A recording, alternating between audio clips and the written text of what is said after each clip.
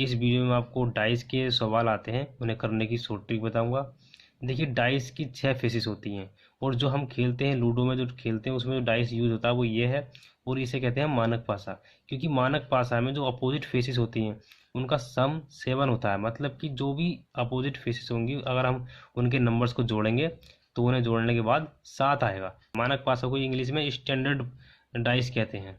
तो हम इसकी बात नहीं करेंगे क्योंकि सवाल इसका आता भी नहीं है, ये तो बहुत इजी होता है। अगर इसका सवाल आता भी है तो उसमें सवाल में दिया होता है कि मानक पासा है, तो हम इसमें देख के ही उसमें देख के ही लगा सकते हैं कि अगर उसमें पूछा है कि वन का अपोजिट क्या है तो वन का अपोजिट क्या होगा इसमें 6।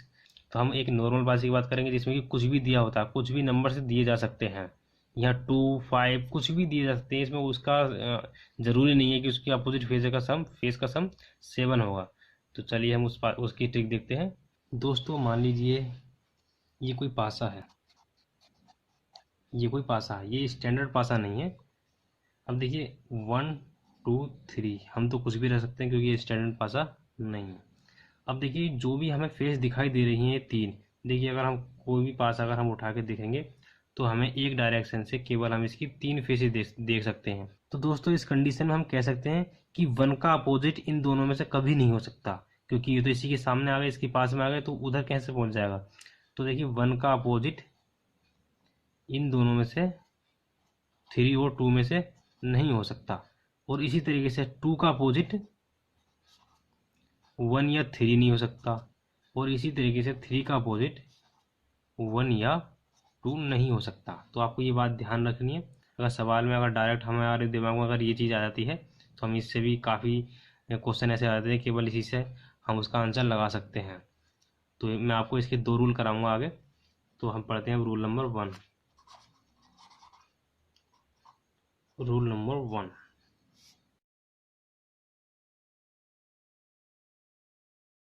When one number is common both the dices. देखिए कहने का मतलब ये है, अगर हम 2 डाइस बनाएं,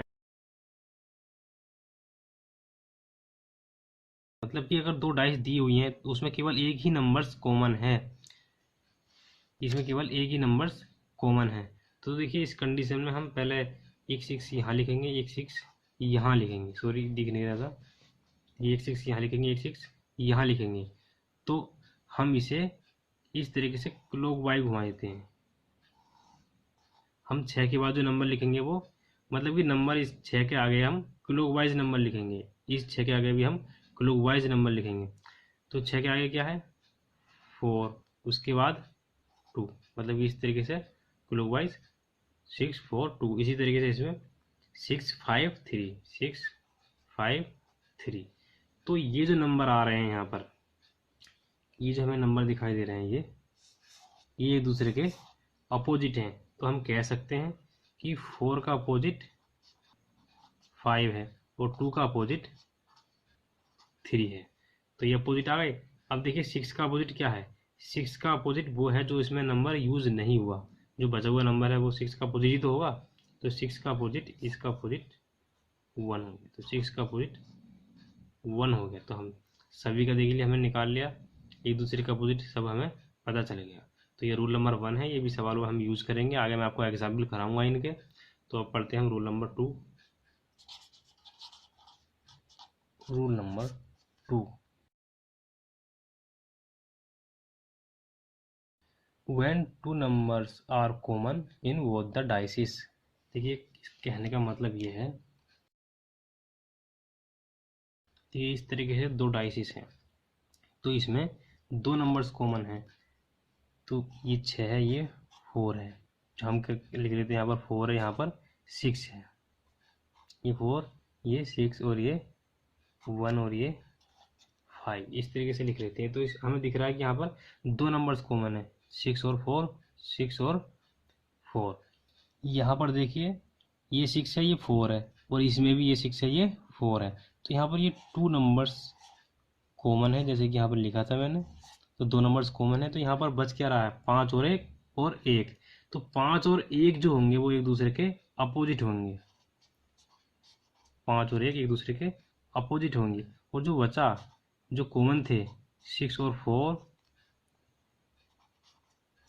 2 और 3 में से किसी एक के अपोजिट होंगे, मतलब कि 6 इन दोनों में से किसी एक का अपोजिट होगा और 4 भी इन दोनों में से किसी एक का अपोजिट होगा।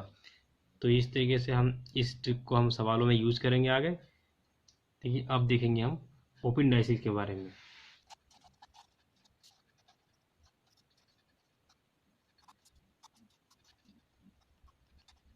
देखिए अगर हम किसी भी डाइस को ओपन करेंगे तो ऐसे बनेगी। अब देखिए सवाल आ जाता है कि ये डाइस जो ओपन करी हुई डाइस है, ये डाइस इनमें से कौन सी है। तो इनमें से कोई एक डाइस सही है जिसकी आकृति ये है, तो हमें पता लगानी है कि वो कौन सी है। देखिए इस कंडीशन में अल्टरनेट नंबर जो होते हैं वो एक दूसरे के अपोजिट होते हैं। मतलब कि यहाँ पर 3 1 का अपोजिट है, 3 1 का अपोजिट है, और 5 4 का अपोजिट है। कि अल्टरनेट है, एक के बाद एक को छोड़ने के बाद जो नंबर है तो वो एक दूसरे के अपोजिट होंगे एक को छोड़कर। इसी तरीके से यहाँ पर 6 है, तो इस दिशा में हम बढ़ेंगे, इस डायरेक्शन बढ़ेंगे। तो 3 के बाद क्या आएगा 2, 2 यहाँ कर लो, बात एक ही है। तो इसके बाद 2 आएगा, तो मतलब कि 6 2 का अपोजिट है, तो यहाँ पर ये इसका अपोजिट हो गया। तो हम ये लिख सकते हैं कि 3 का अपोजिट 1 है, और 5 का अपोजिट 4 है, और 6 का अपोजिट 2 है। अब देखिए हम इनमें से राइट आंसर देखेंगे कौन सा है इसका।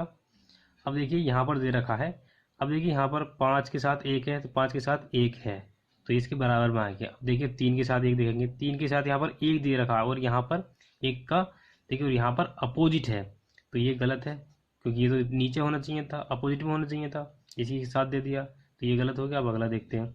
अब देखिए यहाँ पर 5 4 के साथ दे रखा है, तो ये भी गलत है, क्योंकि 4 तो अपोजिट दे रखा है, 5 4 का अपोजिट है, तो केवल हम इसी। अब देखिए यहाँ पर देखिए 6 2 का अपोजिट है, 6 2 का अपोजिट है, और यहाँ पर बराबर में ही दे दिया इसके, जबकि यहाँ पर होना चाहिए था इसके दूसरी साइड में, तो ये भी गलत है। तो देखिए अगर इस कंडीशन में हमारे 3 गलत आ गए और 4 ऑप्शन है, तो हमें इसे चेक नहीं करना, सीधे हमें राइट आंसर लगा देना, क्योंकि राइट आंसर तो होगा ही। टाइम बचाने के लिए इसमें हमें अलग से दिमाग नहीं लगाना है, इसमें हमें सीधे राइट कर देना है। देखिए एक एग्जाम्पल और देखते हैं हम आगे इसका। अब देखिए दोस्तों ये सवाल है, अब इसमें देखिए क्या है, 3 6 का अपोजिट है, 6 का अपोजिट हो गया, और यहाँ पर 1 5 का अपोजिट हो गया, और 4 2 का अपोजिट हो गया। तो ये 3 एक दूसरे का अपोजिट हो गए, हमने निकाल लिया। अब देखिए पहला है ये, अब हम इसे चेक करेंगे पहले। तो यहाँ पर दे रखा है ये 3 और 6 है, और 3 और 6 एक दूसरे के अपोजिट है। तो अगर एक दूसरे का अपोजिट है तो एक साथ कैसे दिखाई दे जाएगा, तो 6 तो इसका नीचे हुआ ना। अब देखिए मैं आपको एक बात और बता दूं, अगर यहाँ पर 3 नंबर्स हैं, तो यहाँ पर ये 3 नंबर्स में कोई भी दो एक दूसरे के अपोजिट नहीं होते। मतलब कि एक दूसरे का अपोजिट हमें एक डाइस में नहीं दिखाई देते, क्योंकि अपोजिट होगा तो दूसरी साइड में होगा वो। तो यहाँ पर जो तीनों नंबर हैं एक दूसरे के अपोजिट नहीं है, जबकि यहाँ पर 3 6 के अपोजिट है, तो यहाँ एक बराबर में दे दिया, तो ये गलत है। अब देखिए आगे देखते हैं हम। यहाँ पर देख रखा है, देखिए 5 और 3, और फिर यहाँ पर 2, यहाँ पर भी ऐसा ही है, तो ये राइट आंसर है इसका। फिर भी अगर आपको कंफर्म नहीं है तो आगे वाले ऑप्शन भी चेक कर सकते हैं। अब देखिए यहाँ पर 5 और 1, 5 और 1 एक दूसरे के अपोजिट है, और यहाँ पर एक साथ लिख दिए बराबर में ही, तो ये भी गलत। और यहाँ पर देखिए 4 और 2 एक साथ लिख दिए, जबकि यहाँ पर एक दूसरे के अपोजिट है, तो ये भी गलत। तो ये हमारा राइट आंसर है। अब देखिए आगे एक दो और एग्जाम्पल मैं आपको बताता हूँ। देखिए कभी कभी ऐसा सवाल पूछ लिया जाता है, देखिए आपने डाइस के सवाल किए हैं तो इसका मतलब ये नहीं कि आप ऐसा सवाल नहीं कर सकते। ये भी डाइस का सवाल है, भले ही इसमें डाइस नहीं बन रही हो, डाइस की तरह आपको नहीं दिख रहा हो, लेकिन डाइस का सवाल है ये। आप इससे भी थोड़ा लॉजिक लगा के कर सकते हैं, थोड़ा दिमाग लगा के कर सकते हैं।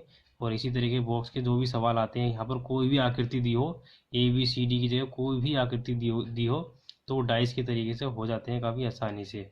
जैसे कि मैंने आपको बताया था पहले वाले सवाल में 1 2 3 जो भी नंबर्स दिए थे या डॉट डॉट जो भी कुछ आए, तो उनकी जगह कोई भी आकृति भी आ सकती है, तब भी आप डाइस के तरीके से करेंगे। तो देखिए यहाँ पर इन दोनों में से किसी एक डाइस को ओपन करने के बाद ऐसा दिखाई दे जाता है, तो ये इनमें से कौन सी डाइस है हमें ये पता लगाना है।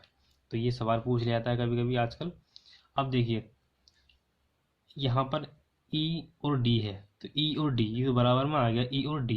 अब देखेंगे हम डी के बराबर में क्या है 1, डी के बराबर में 1 है, चलो ये ठीक है।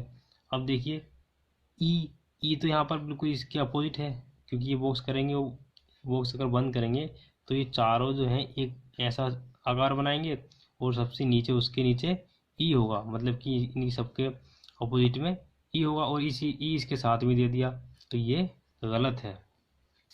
अब इसे चेक करेंगे हम। पहली बात तो अगर 2 ऑप्शन दिए तो हम सीधे राइट खींच देंगे इस पर, फिर भी हम चेक कर लेते हैं। यहाँ पर देखिए, यहाँ पर डी और ए है, डी ए, चलो ये ठीक है, डी ए है।